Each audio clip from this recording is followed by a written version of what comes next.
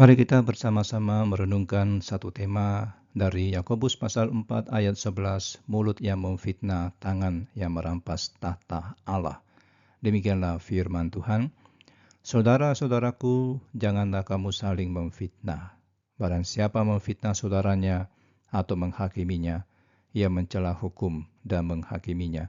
Dan jika engkau menghakimi hukum, maka engkau bukanlah penurut hukum, tetapi hakimnya. Saudaraku, di sebuah kantor, seorang karyawan berbisik kepada rekannya, "Kamu tahu tidak, si Andi itu sebenarnya dapat promosi karena dekat dengan bos, bukan karena kemampuannya." Nah, kalimat itu terdengar sepele, bahkan mungkin dianggap sekedar obrol santai. Tetapi dalam hitungan hari, reputasi Andi hancur, hubungan kerja retak, dan suasana kantor menjadi penuh kecurigaan.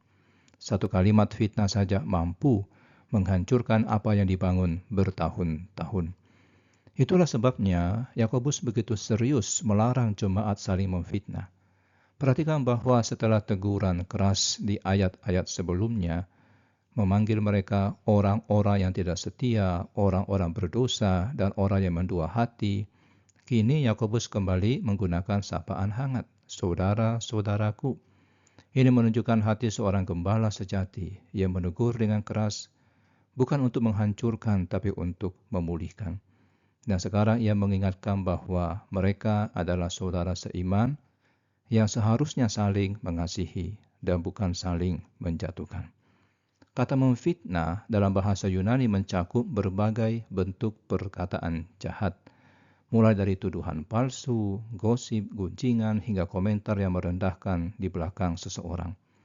Nah, Yakobus tidak hanya melarang kebohongan terang-terangan, tapi juga setiap perkataan yang bertujuan menjatuhkan martabat saudara seiman. Bahkan komentar yang benar pun bisa menjadi fitnah jika disampaikan dengan niat menghakimi dan merusak reputasi.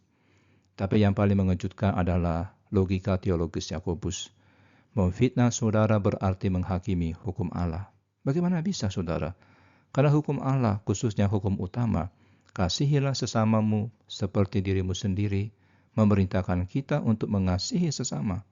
Jadi ketika kita memfitnah saudara, kita secara tidak langsung berkata, hukum kasih itu tidak berlaku dalam kasus ini.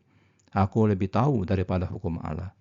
Dengan kata lain, kita menempatkan diri bukan sebagai penurut hukum, tapi sebagai hakim yang duduk di atas hukum.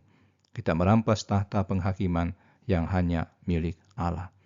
Saudara, sebelum mulut saudara mengucapkan komentar negatif tentang seseorang hari ini, baik di percakapan langsung, di telepon maupun di media sosial, tanyakan pada diri saudara, apakah aku sedang mengasihi saudaraku atau sedang menduduki tahta hakim yang bukan milikku?